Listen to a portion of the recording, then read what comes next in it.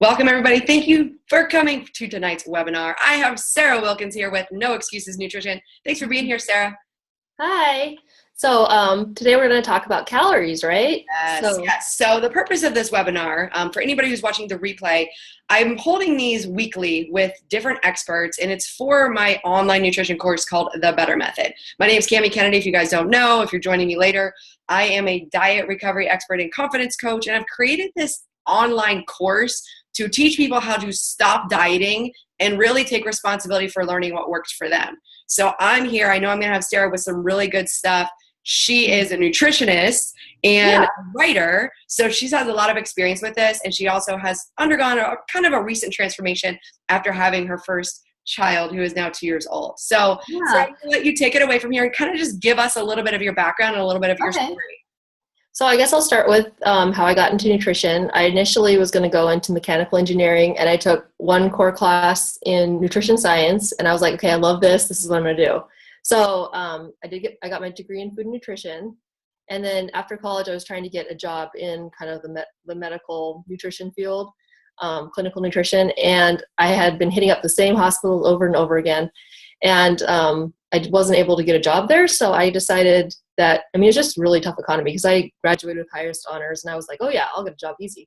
But it was a tough economy, and then I started to think that, I don't really want to work in a hospital. Like, I love working out, and I love helping people, fuel their bodies, and one of the coolest classes I took was a master's course in exercise metabolism. So that's kind of where I was inspired to work. So since I couldn't find a job in that, I decided to open my own business, and it started out really small and just taking a few clients, and then it just continued to grow over like social media and client referrals, because I don't really advertise. I just kind of, I tend to stay busy enough with just that. So now, it's grown to over 300 clients, and I have helped people in the UK, Australia. It's just crazy how much it grew over the course of like 3 years. So that's kind of what I'm so happy, because that's what I'm passionate about, and I get to help people that are already motivated and already have a goal in mind. They just don't know how to get there. Whereas with the hospital, I would be kind of forcing people to eat healthy and saying, you have to do this or you're just going to get more sick. So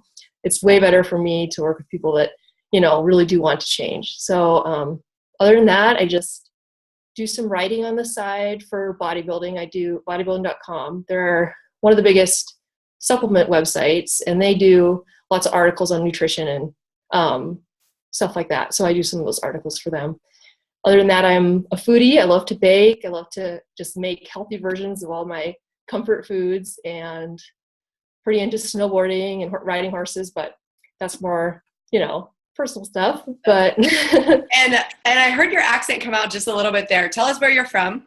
I'm from Montana. Yeah. So yeah, it kind of sounds like a Midwest accent or something, but yeah, I can recognize it because I was actually born and spent a lot of time in Idaho, so I kind of know that style. But what I love about you is I remember we must have met like 3 years ago now. We were figured it out. Like Olympia, right? Yeah. Well, it was Olympia, but you were literally about to give birth, and I was talking to Rich because I was at bodybuilding.com, and I was like, oh my gosh. And so it was a crazy turn of events, but what I was excited about, he was like, she's going to make a recipe book. And I was like, please win. Because your pictures, I've been telling everybody that I've been telling about you, like, you got these pictures and it's like food porn, and it's like the best pictures. I want to eat them off of your Instagram feed. So well, thanks. I know you have the recipe book available on Amazon right now, right? Yeah, it's on Amazon. It's also on my website. Amazon is a Kindle version. On my website, it's a PDF version. So if you don't have, you can download the app for Kindle. So even if you don't have it, it's really easy to do. But it's all my favorite recipes. So if you have a major sweet tooth like I do, definitely recommend checking that out. Because everything is high protein, low sugar, everything that you need to stay full and, kind of survive the diet without feeling too hungry, which is the goal. So, awesome. And that's what I know, like my people, I teach them, like, you've got to have fun, and you got to have fun foods. Like, you're literally not going to eat chicken, broccoli, and brown rice for the rest of your life. It's just not sustainable. So sweets and figuring out how to do them. And I know that you're giving us, anybody who's in the Better Method right now, you're giving us a recipe too. That's going to go on the online portal. And then if they want to get that recipe, I want to make sure that I send them to you. So we'll give all of your information at the end, but they've got to stay to the end to figure out where to find your stuff. Okay, sounds good. So first I wanted to talk about this webinar is about calories. And I think the big misconception is that, just calories in, calories out. You need to cut your calories and that's how you lose weight. So I want to know your take on that. And I know you work with over 300 clients. You have great experience. So tell us about that.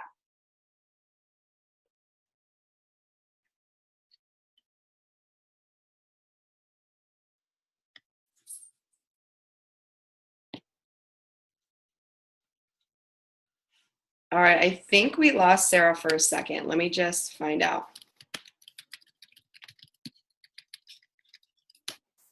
Her thing might have froze.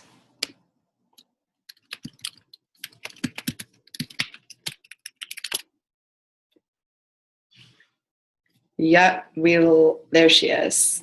Hold on, let me get you back on. Unmute. And get her back on. Okay, Sarah, I think we've got you back on. Okay, we good?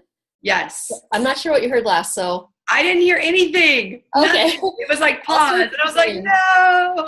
So the question was, what is my take on calories in versus calories out?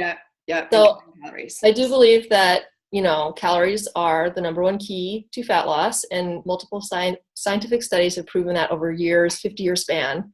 Some of them have been lifetime studies, and it's all shown that it doesn't matter, what you're eating. If you're eating more calories than you burn, you're not going to lose fat. You could be eating Twinkies, solid. A guy actually did this where he did on the Twinkie diet, but he was eating less than he was burning, so he still lost weight.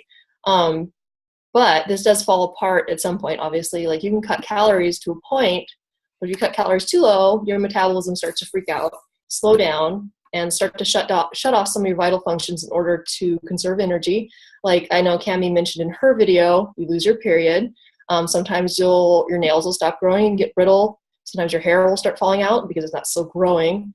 So those are extremes, but I mean, even if you're cutting your calories a little bit too extreme, you may start to notice your progress kind of stunted. You may notice some stubborn fat that's just not budging. So it does fall apart at some point. And I kind of wanted to know exactly how much can you cut your calories before this starts to happen. And I went over a bunch of starvation studies to see when people started to have the greatest drop in their metabolism. And it was less than 30% of your maintenance calories. So if you're cutting more than 30% of what you would need to just maintain weight, then chances are your metabolism is going to continually slow down and eventually your progress will stall. So I generally say like anywhere between 15 to 30%. 30% would be like a 2-week diet. I really need to get some weight off fast, but it wouldn't be something that you maintain for months and months. Like if you had a significant amount of weight to lose, then you would want to do more like 25%. So when we're talking about, I want to be clear too, because I've educated them just a little bit to where you actually use the BMR calculator just to find out your basal metabolic rate, which is the calories you burn doing nothing, just like being alive, sitting in a chair. So when we're talking about BMR and then we're talking about adding activity in, where's a good starting point for even knowing, like based on my BMR, how many calories should I be having? Is there a general point for that? Most people say take your goal weight and add a 0. So say my goal weight was like 130 and I would add a 0. That would be if I wasn't exercising, okay? So that would be my cutting calories. But say I know that I'm burning like 200 calories or 300 calories lifting weights and 300 calories on the elliptical 5 days a week. So then you multiply 600 times 5 days divided by 7 and you add that onto your 1300. So that is how much you should be consuming. An even simpler way is like 13 to 15 times your body weight now. So that's another way of doing it. Okay. Well, those are really rough estimates. What I actually like is I will go to, it's called freedieting.com, and there's a calorie calculator on there. All you need to know is your weight, your age, and your gender, which everybody knows that. Yep. And if you want and you know it, you can enter your body fat, and then you can use one of those equations, and then you can say like how many times per week you're working out, and it'll give you like a really good estimate. So that's a good way to do it too. And what I love about this is like, it is an estimate. So the whole point of the better method and what I'm teaching the girls is like, everybody wants like this is the number and I'm going to lose weight and this is the number, right? And like, of course, there's people out there who are monopolizing on women who want to lose weight, and they're like, yeah, just eat 1,200 calories. Like, I swear the 1,200 calorie rule is just like, yeah, that's what you should eat to lose weight. And I have women who are on 1,200 or 1,000 or 900 calories a day. That's ridiculous. So, yeah. I know. So speak to those women right now. Like, let's say if they're like, you know what? I'm willing to learn. I'm open. I've been one of those people. I cut my calories so low. What would you tell them to be doing right now if they know their calories are too low? I would definitely say, because a lot of people, I've even been one of those people where you're not sure if you're cutting calories too low, but then a lot of people start telling you that you are. Now, here's the thing. Nobody knows, because they're all basing it off of what they should be eating. So first, do the calculation, figure out, you know, roughly where you should be, or multiply your goal body weight by 15 or whatever, and figure out roughly where you should be and say, am I 30% less than that? Like, am I pretty like low? And if you are, then it's time to start inching up your calories, because you're going to burn fat more efficiently and hold on to muscle, which will ultimately, more muscle, less fat equals lower body fat percentage. That's what we want. We don't really care about the number on the scale. We just want a lower body fat percentage. So by increasing your calories slowly until you're in like the fat burning zone, which is that 15 to 30% less than your maintenance, which is what we were talking about. When you're in that zone, fat loss will be easy. When you're below that, fat loss is going to be nearly impossible or painfully slow. So, and when you're above that, you're not going to see much difference either. You're like, well, I'm eating really healthy and I have lots of energy, but the scale is not moving and I'm not losing any weight. Right. So you could be on either side of the spectrum, but the first step is to get kind of a ballpark where you should be. So there's that free dieting calculator, and then there's the If It Fits Your Macros calculator, which is it's just IIFYM calculator. Just Google it, and it's ifitfitsyourmacros.com has a calculator that's super accurate too. So either one of those will give you a really good idea. And then remember, you don't want to cut more than 30% of whatever your maintenance calories are. So if you find you're way lower, just like Cami said, you need to start slowly increasing your calories. If you're really worried about putting on body fat percentage, you can add as little as 50 calories per week. But most people are fine around 100. So that's what I would suggest. I mean, it's really the only thing you can do to start making progress. You can't stay on the path that you are and expect to get results. Right. And we were talking about this briefly right before we got on the call today about, you were talking to me about, because I really wanted to know, you know, obviously you were a bikini competitor, then you got pregnant. So there was a body change, and then you had to get back down to your goal weight or your post-baby body, right? Where you might have a different expectation of before baby, after baby, what do I expect? And then also lifestyle. We talked about being able to have the stuff that you want to have, like being married and being able to go out with your husband and just like eat out and not have to eat out of a container or something. Yeah. So two things that I kind of wanted to talk about is measuring progress by the scale. Because you were telling me before that sometimes you would see progress, but the scale was not going down. It was going down like 0.6 or something. Yeah. So like there's a point where I was just going solely off the scale, and that was right after I had my baby, and I was really depressed because it was hardly moving. And so I started this kind of depressed, like binge restrict cycle where I would just say, that's not working. I'm just going to eat whatever I want. I'm going to go overboard because who cares? It's not making a difference. And then I would feel really guilty and say, okay, I need to make up for that. I'm going to cut it really low. And this is like a typical eating disorder where it doesn't really make sense to other people, but in your head, you're like, this is the way I'm going to cope with this. Eventually I realized, you know, this old habit that's coming back is not getting me anywhere. So I stopped checking the scale as often. It was once a week, and I kind of took it with a grain of salt because I was taking pictures also every 2 weeks. And there was one point where I looked at the pictures over a span of 6 weeks, and I was, oh my gosh, I can't believe how much I've changed. But the scale difference was 0.6 pounds. So there's a lot that goes on with the scale. Like you could have had a high carb day the day before. You could be on your period. You could have had a high sodium meal. You could have not drank enough water the day before. All these things make you retain water, and that could be 5 pounds. So say over 6 weeks, you may have actually lost 5 pounds of fat, but you're now holding 6 pounds of water because of everything you did yesterday. And so now you may have lost fat and you may look better, but the scale's up. So you're kind of like, well, I can't be losing fat, but you still are. So that's why it's important to not just look at the scale, but also take other things with that. Like you can do body circumference measurements, like measure your thigh, your waist, your arm, do things like that along with the pictures so that you have other things to go off of to measure your progress. I love that. Because you all know what we do. We get all pissed off and then we go eat like a medium cheese pizza and we're like, screw it. I don't care. I was like, I put all this work in, it didn't do anything. So I'm just going to enjoy myself like all weekend. So and more than that. So it was really unhealthy.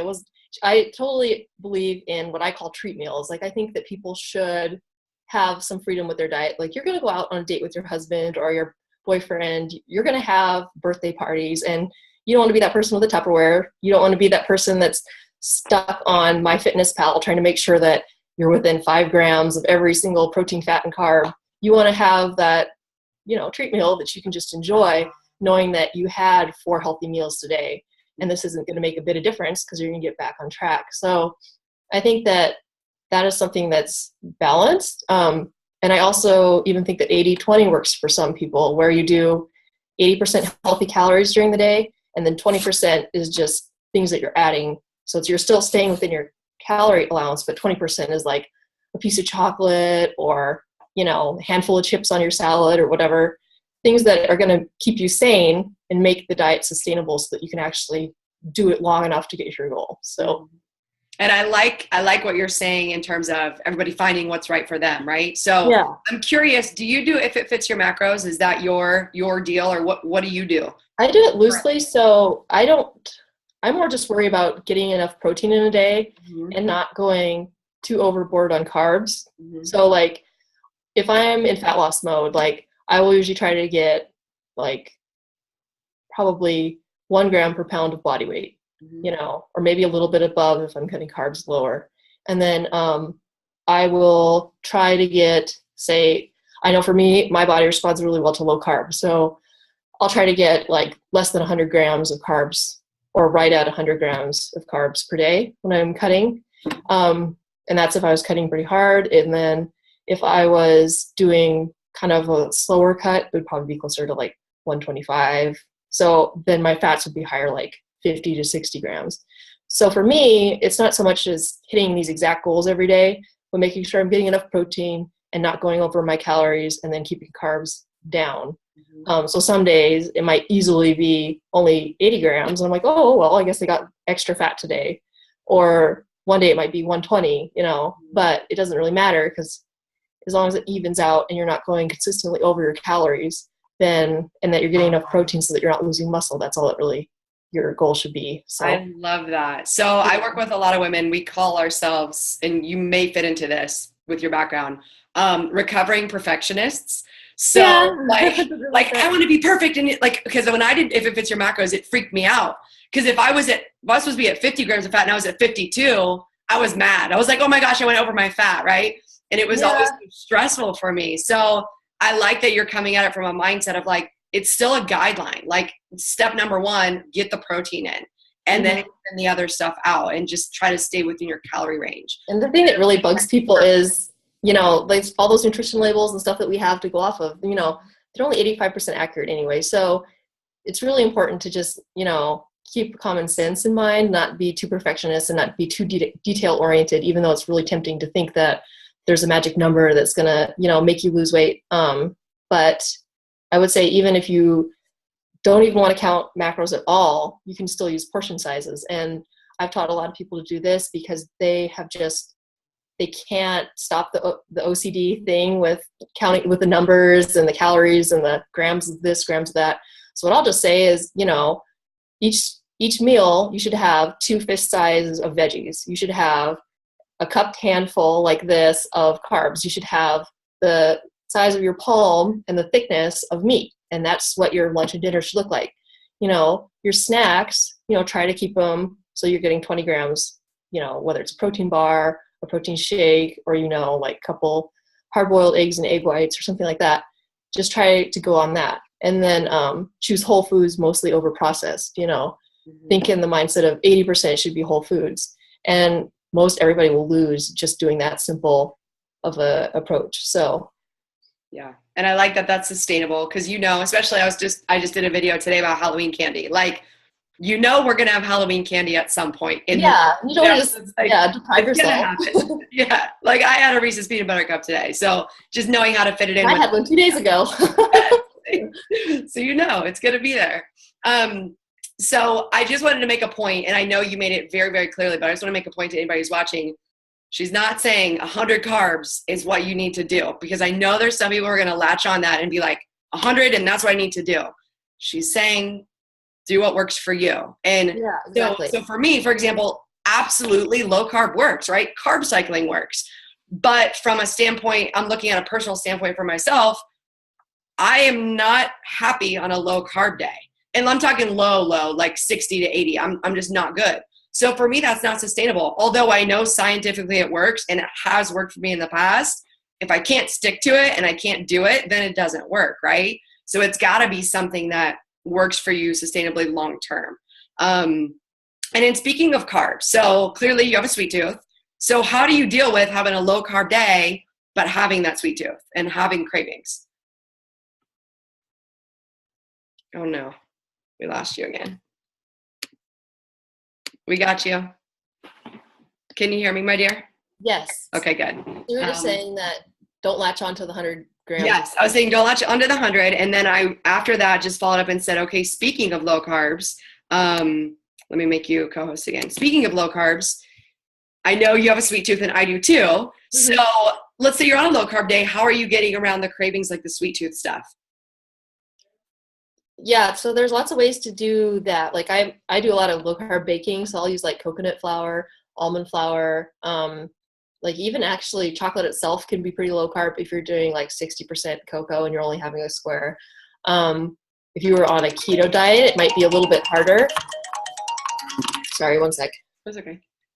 But I would say, just try to keep it limited and, have like one serving of something. Even I remember when I was being really strict, I had this like bag of 60% cocoa chocolate chips and I would have like 5 of them and I'd eat them really slow. Like there's always a way to do it. I would, even if it's not like, say your thing is, more like candy or whatever, you could always do like, I know of a company that does like sugar-free candy, you can find stuff like that and make it work for you. Yeah. And I think a lot of people work better on just having a small thing that they're craving every day, as opposed to saying, I'm swearing this off. And other people are the complete opposite, where they're so like all or nothing that they're either going to swear everything off and go for it 100% or not. So kind of depends how you are.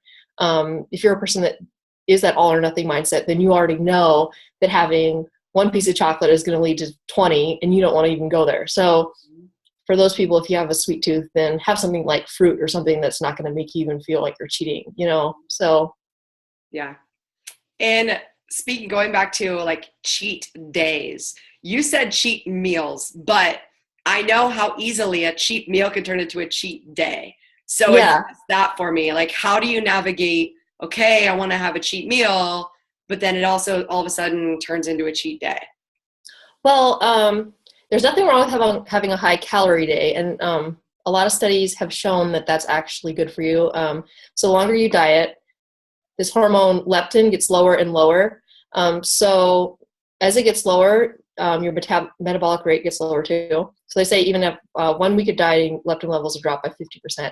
So by having a high calorie day, you can actually bump up leptin levels so that you can keep losing fat, because it's an appetite suppressing hormone and it's a fat loss hormone. So by having the high calorie day, it actually bumps it up. And so I don't even see it as a cheat day, because it's a higher calorie day. It's also high carb day because carbs have the biggest influence on leptin. So you're having like, say, a double portion of oatmeal at breakfast, a double portion of sweet potato, or a double portion of rice at your other meals. And you're choosing, snacks that have more carbs than protein one day of the week. And then that's the perfect day to have a meal out because you have more calories. So with that, you kind of be slightly above your maintenance calories. So if you went and did that estimate of where you should be, then you know that you should be 15 to 30% lower for fat loss. So that would be 6 days of the week. And then 1 day of the week, you would be right around that number. So say for me, my maintenance calories was 2,100 calories, which is pretty close. Mm-hmm. I would want to be right around 2,100 calories on my high calorie day. And that makes it pretty easy to fit a treat meal in, and even two. I mean, but you still want to get your veggies in. You still want to get lots of water in. I usually say a gallon a day, and you want to get still some other like lean protein sources. So you don't just eat baking stuff all day. Yeah. And, you know, because I'll admit, I used to do that. Like when I was super hardcore, I would be perfect through the week. And then the weekend would come, I'd have my cheat meal, but it would turn into like a cheat day and a half over the weekend. And I would feel like hungover on Monday because I was eating crap, but during the week I was eating clean. So I'm more of I don't follow rules. Like I'm like rule breaker. I don't follow rules, but I would say I'm more to the 80-20 where I'm like, okay, I'm going to have this today and I'm going to make sure I still have my protein shakes, but I'm going to have this Reese's peanut butter cup today and fit it in that way. Yeah. Yeah. I think that's a good approach to have. You don't want to do it so restricted during the week that you feel like you need to eat anything and everything that one day that you're allowed, because that's just that's going into that binge mindset. And that's a very slippery slope, because that's how it started for me, where I was in full-blown binge eating disorder, where I would eat until I was so sick that I wished I could throw up, but I couldn't. So that's not something that you really want to start. I would say that, one treat meal is usually a good thing. Even if you don't really want to do that, then, having that high calorie day is definitely recommended for your metabolism at least. Yeah. So. Well, and on the flip side for that too, like for example, I'm just going to fess up. This weekend, I was like, I'm just going to relax this weekend, whatever. I went and got like gluten-free funfetti cake, and I made like funfetti cake, and I got organic icing. I was like, I'm going to be healthy, but I literally made myself a cake this weekend, and I ate half of it. And so luckily I didn't eat the whole thing. I like gave it away. I was like, okay, I'm good. I ate however many pieces in that half a cake. But instead of like maybe me in the past or somebody who's on that binge deprived cycle would feel horrible about that. But now I'm just like, no, that's my high carb day. That's my high calorie day. I'm good. I'm just going to make sure I work out, get back on it, have my protein shakes the next day kind of thing. So knowing that is going to like a mindset tool to use moving forward to be like, okay, cool. It's cool. Maybe I didn't mean to have half a cake, but it's cool. I'm going to move on. And that was my high carb day. Yeah. I mean, nobody's perfect. There's always going to be slip ups. Like obviously I've been doing this for years and years, and I still have slip ups from time. But is overeating is one thing that happens to everybody. Binging is another thing where you know that you overate and now you're going to go to the extreme because you feel guilty or you feel like you totally messed up, and it's all in your head, because having one meal that's off course or whatever in the grand scheme of 7 days and 6 meals per day is probably not even going to impact your progress at all. And I also want to caution people about trying to make up for a slip up like that. I know a lot of people that have exercise bulimia where they'll overeat and they know exactly how many calories they went over, and then they will try to burn that off over the course of the week. So they end up doing like a couple of hours of cardio a day, just trying to undo what they did. So that is another form of an eating disorder. That's not something that you want to start, because it's almost forcing you to dwell on that one day that you made a mistake all week long. So talk about trying to have a positive mindset when you're just still trying to undo what you did.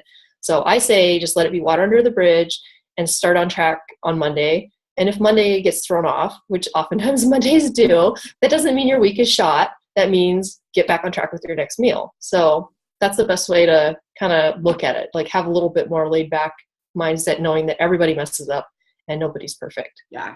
Oh, I love that. And I know some people watching this right now or watching the recording later, if let's just say I'm 30 pounds overweight right now, or 50 or 60, they have a way different mindset right now looking at us. They're like, well, yeah, that's easy for you to say, right? So take me back to when you were just post-baby and you were like, ugh, I don't feel good. Like, take me there. And like, what's the first step that you even did to start working your way back and lose? Yeah. So for me, like I was normally say like 120. That was like before I had a baby or anything. And at my heaviest while I was pregnant, I was 180. So that's 60 pounds up. And then after I had the baby, like 20 pounds came off just like that, like super fast. And then probably another 10 the next week. But then I was still sitting there like, oh my gosh, I don't even look like me. This does not look like anything I've ever seen. Like I have like the widest waist ever. I have no butt. I have like so much cellulite. And I was just kind of like disgusted with myself, honestly. So I had to kind of give myself a break and say, like, what can I start? What can I do now? You know, because had a C-section. I wasn't even supposed to be working out for like 6 weeks. So for me, it was like the nutrition thing. And then, so basically fueling your body is going to make you feel just better about yourself. Even if you haven't done anything exercise wise, you just know that you're taking care of yourself. And that even carries on into doing your hair, dressing nice, like putting effort into yourself to make yourself feel better and to feel pretty, doing your nails, things like that, so that you can, you know, not feel like a disgusting piece of crap, you know?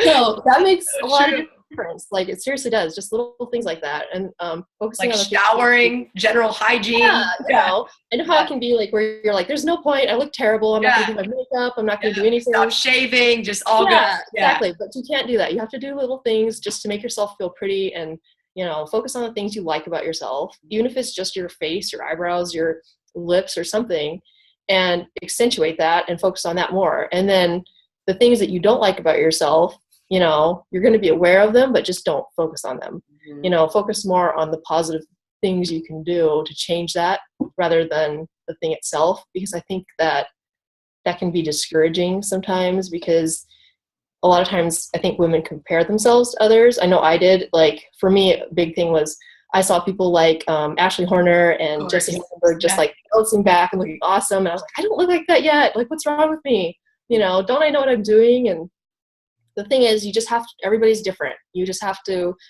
do your best every day and not compare yourself to others, because that is the thief of all joy. You can't do that. Mm-hmm. Did you have a support system? Like, I know probably your husband was there with you along the way, but did you have any ladies that were kind of around you, or was it you and your husband? Well, I definitely saw a lot better progress when I did finally get some people to work out with me and just kind of keep ourselves accountable during the week to make sure that we weren't, you know, cheating. You know, we would say that we're going to stick to our meal plan. We're not going to veer off that. And so we would check in with each other every day via text, which I think is really invaluable. I think there was some study they did where, you know, there's this one diet where people did 200% better than any other low carb, high carb, you know, low calorie carb cycling thing. And the variable was that they had a partner, a support system to go through them with the diet, whatever it was. And so that is such a huge factor. Like, if you can find people that are going to not only keep you accountable, but encourage you and say, oh my gosh, you do look better. Like, I remember when I was doing the progress pictures, there was a few times where I was like, I don't look any different at all. And I would send them to my accountability partner, and she's like, are you kidding? Like, you can't see this? Like, what's wrong with you? Mm-hmm. So it just helps to have another pair of eyes and somebody else that's kind of going through the journey with you, and somebody that can also keep you accountable, because I don't know, everybody needs that, even me, you know? Yeah. And did you use Body Space at the time when you did that too?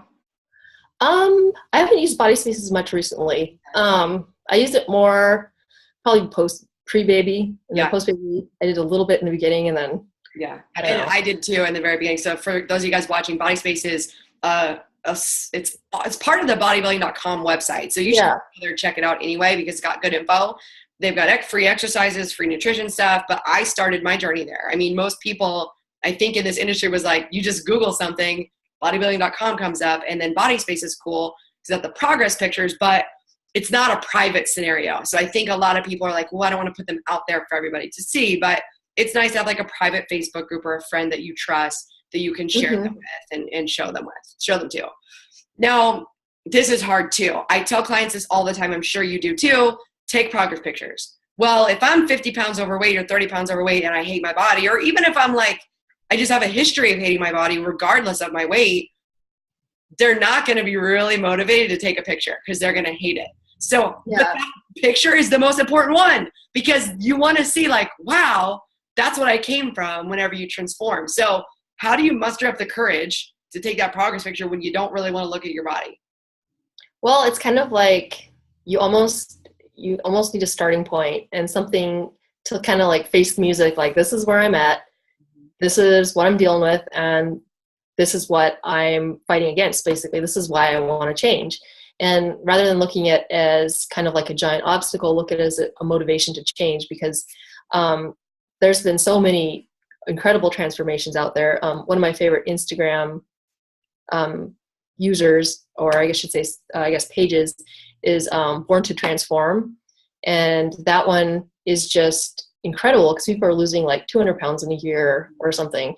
And so that person, imagine how they felt when they started, but everybody says the same thing. I was just consistent. Like every day I just tried my best and I ate better than normal. You know, I picked myself up when I failed. I tried to exercise more than I wanted to. And here's where I am now. So, I mean, those small steps and those little things that you don't think are going to make any difference will over time. And, you know, I have a couple clients that are, you know, they're over 100 pounds overweight. And for them, it's like, great, I'm losing 2 pounds a week. Like, this is going to take forever. And I just tell them, like, you know, that's 100 pounds in a year. It seems like so small, but that's literally over 100 pounds a year. And that's what you need to keep your mind on, is the big picture. Like this little change that you're seeing in the progress pictures every 2 weeks, that may not seem like a lot, but over time, those little efforts, they will add up. Yes. I love that. Now, speaking of expectations too, after you had your baby, did you have, and especially for competing, right? Because competition bodies are different than like everyday walking around bodies. So do you have a different body after having a baby, and do you have a different expectation compared to pre-baby, or even like competition days? Like, what is your mindset right now around how you want to keep your physique? We lost you again.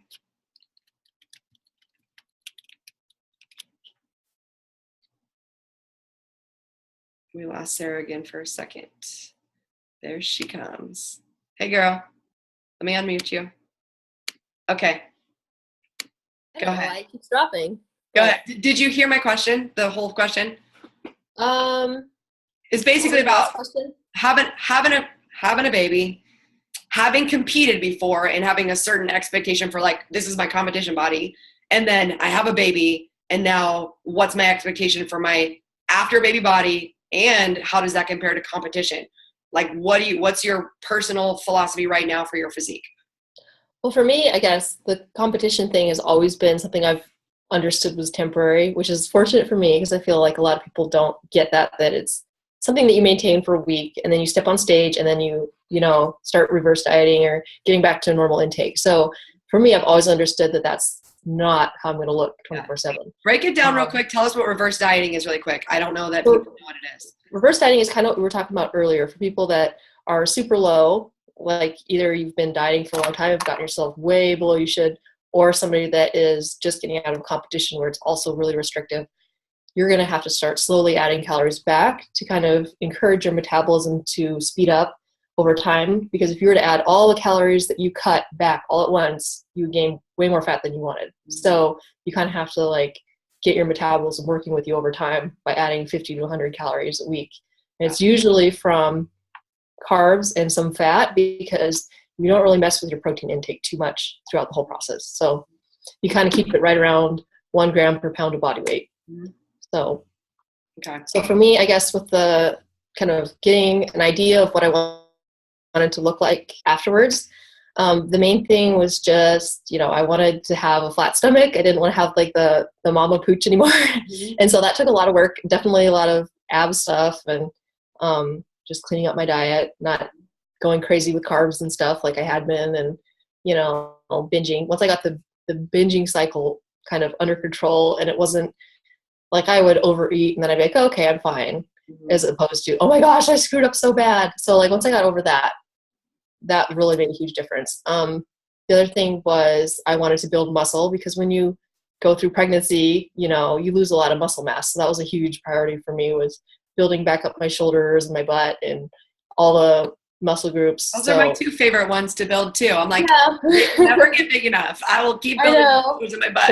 Those you can build for life. Yeah, exactly. So that was the 2 main things. And I guess just accepting that my body was different, even little things like I had conditions like called, I think it's diastasis recti. Yeah. I think that's how you say it, where your abs separate a little bit. And so now you have this kind of like line down the middle that you never used to have, where it's kind of like a hole, So there are certain ab exercises I couldn't do. And my hips, like, even though I lost the fat. Like my actual bone structure was bigger. And so Mm. I had to get over the fact that I didn't fit in my size 0 jeans anymore because my hips were too wide. So, I mean, your body changes, but that doesn't mean that you're, I guess, not as pretty or that you're not as beautiful, that you need to get back to what you were. Because, I mean, I like to look at it this way. Someday we're all going to be 60, 70, and we're going to have wrinkles and we're going to have sags that we don't want.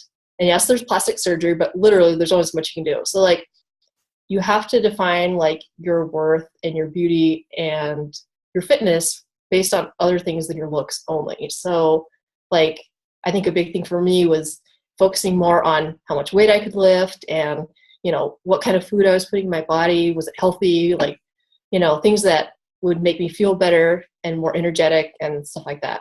Just focusing on that stuff more as opposed to just the aesthetic part, which is pretty much what the bikini thing is. It's 100% aesthetic. So Mm-hmm. Yes. And I'm going to dive back real quick because I know there's people watching who want to know these specific abs exercises and what you did or didn't do, especially with that condition.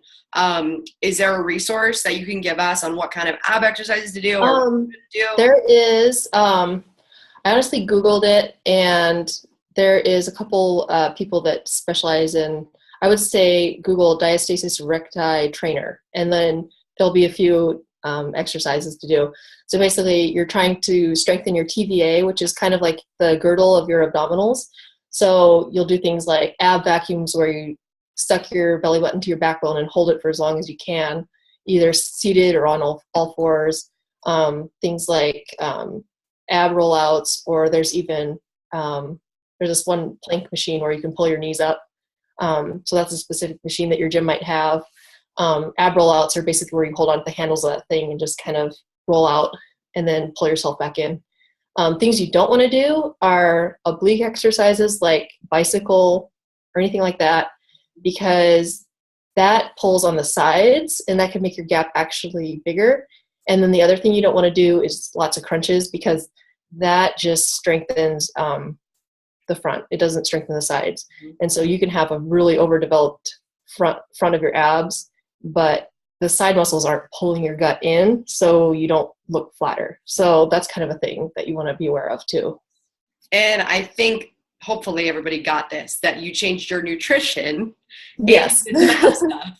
Like, yes, really abs are made in the kitchen. When I had the flattest stomach, probably I was doing abs once a week, and it was 100% diet. So I was making sure to eat mostly whole foods, and I was having, you know, 1 treat meal per week, and that's still what I'm doing. You know, I know that for me, like breads and stuff tend to make me feel bloated. I don't think I'm really gluten intolerant, but they still do kind of puff me up more.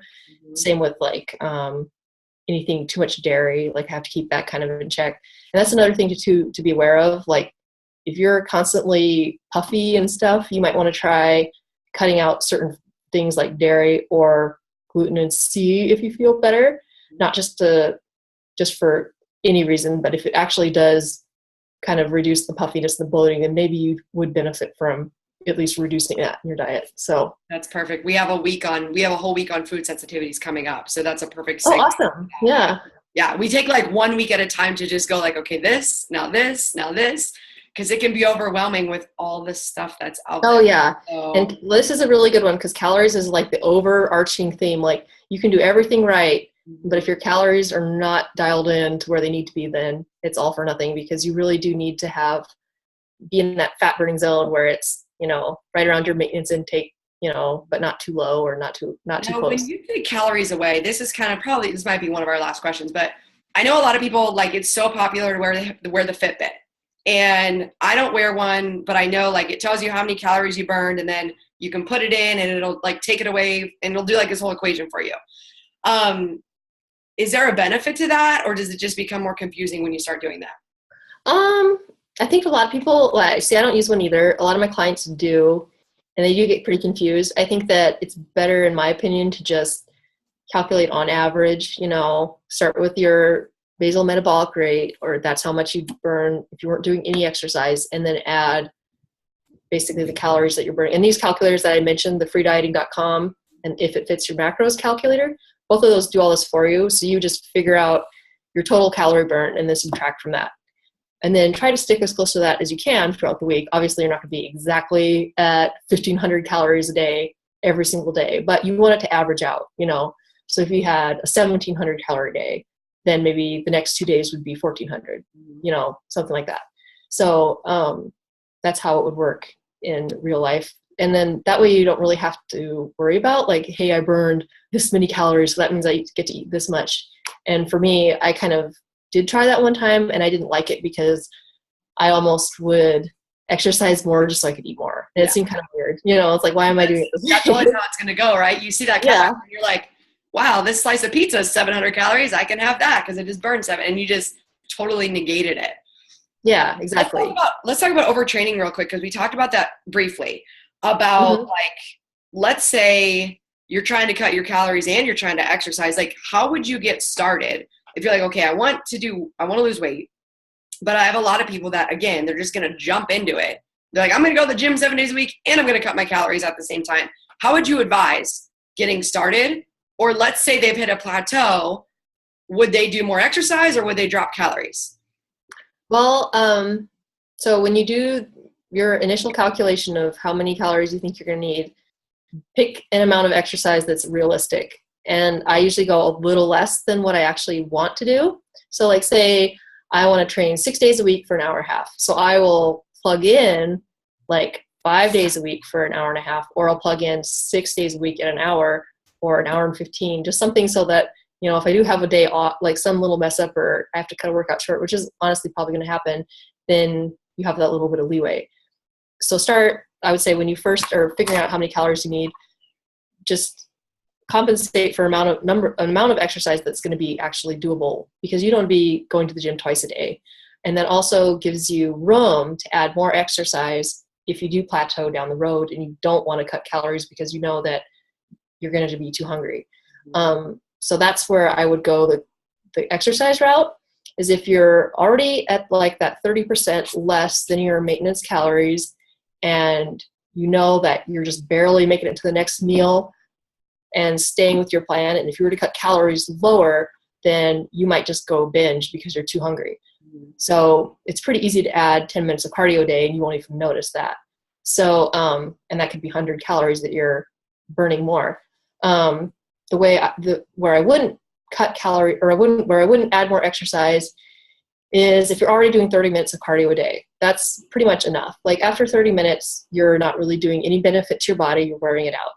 So if you're at that point where you're already doing 30 minutes of cardio every day and you're already weightlifting for an hour, because there's really, studies have shown also there's no benefit in training for longer than an hour, like weightlifting. You actually start to lose more muscle than you build. So that's kind of why an hour and a half combined is kind of like a good max where you're not overdoing it. Then, you know, that's where I would cut calories more, because you hit a plateau. And I would only do that if you were, say, 20% below maintenance and you still had another 10% before you were at that 30, you know. So, and let's say last scenario that you are already at 30% below maintenance and you're doing an hour and a half of exercise per day. In that case, I would just say take a week off. And that's really hard for people to do, but I literally have done that before and I would lose 2 pounds. And sometimes your metabolism just needs a break. So that would be kind of what I would try in that scenario if you hit a plateau, and then just get right back up. Because what's happening during that week off is your body is utilizing those nutrients and not burning them in exercise. And so that could boost your leptin levels, which is a fat loss hormone. It could lower your cortisol levels, which is an anti-fat loss hormone. So just taking that week off can normalize all those hormone levels and make fat loss way easier the next week. So yes, I love that, because too, people don't realize exercise is causing stress in the body. It's causing cortisol to rise. So more exercise isn't always better if it's internally causing all that cortisol. So yeah. Because if you're constantly exercising, your cortisol levels are through the roof, eventually that starts to really abuse your adrenal system. And so that's where you start to hear things like adrenal fatigue, which isn't really a medical term, but it's just a collection of symptoms where your metabolism is slowing down and you're holding on to fat and you may be losing hair or your nails are brittle and all that kind of stuff. So that's why you don't want to over-exercise or overtrain. Yes. Preach it. Preach it to the hear it. I'm giving him a minute to take it in. Okay, my last question is, what does your actual daily schedule look like in terms of, you got a 2-year-old, you got a husband, you work out, you make your food. So what's your schedule and kind of your meals look like throughout the day? Well, I usually wake up at 5 and I'll do some computer work and, do meal plans and stuff. And I usually won't eat until 8. So you generally want to be kind of fasted for 10 to 12 hours of the day in a 24-hour cycle. So if I was to have my last meal at 10, it just makes sense to kind of wait, because your people generally aren't as hungry. And by delaying breakfast, you have a better chance of, making it throughout the day without being so hungry. So I'll usually eat around 8 and then every 3 hours and from there. And workouts have to be flexible. Most of the time they're at 4:30 with my husband, but because that's around when he gets off work. But sometimes like I have a thing like tonight, I'll go early. So it's just a matter of kind of being flexible and not saying, well, something interrupted my normal schedule, I guess I'm not going to do it. You just have to kind of push things around and, really do try to get a workout in every weekday. And then if you miss one, just make up for it on like Saturday. That's kind of how I look at it, because more often than not, I will miss one workout during the week, but by doing my best to get as many as I can, then it makes it more possible to stick to my goal of 5. So, and then I will generally work with my daughter nap.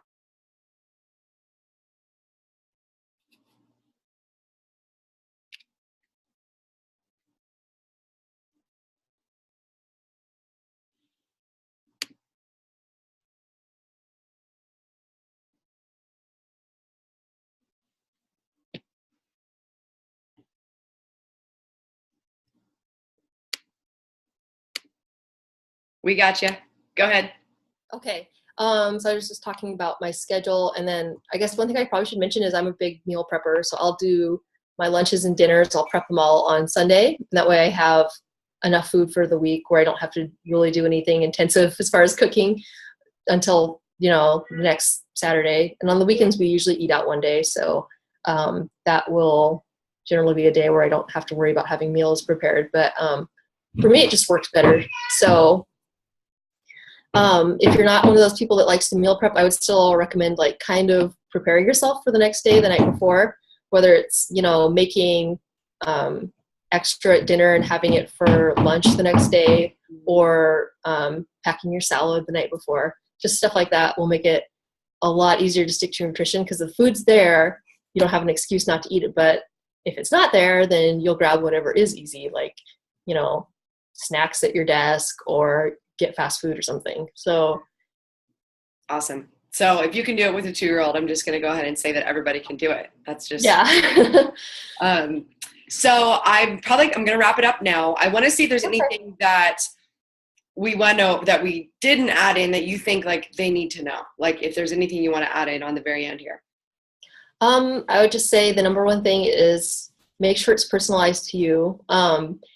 Like I've had ladies that are 4'10" and 1,200 calories is perfect for them. Mm-hmm. I've had women that are super built and they need over 2,000 calories. Just don't ever look at what other women are doing and thinking that should apply to you, because you're going to look at Instagram and people posting their macros and you're going to be like, oh, I'm doing it wrong because I'm not like her. You have no idea how much they're working out. You have no idea how heavy they are. And you just need to, figure it out for yourself by using one of those easy calculators. Plug in your numbers, get a rough estimate, and go from there. And then, just stick with it. Be consistent. Don't expect it to happen overnight, but, day by day, week by week, taking progress pictures, you'll see changes. So you just got me excited. I'm going to go take progress pictures tonight now, actually. Yeah, it's a great idea. I'm like, yeah, I need to do that. So tell us about your recipe that the people in the Better Method are going to get. I forget what you sent to me. Oh, so yeah, the recipe I'm sharing with you guys is the apple crisp for 1.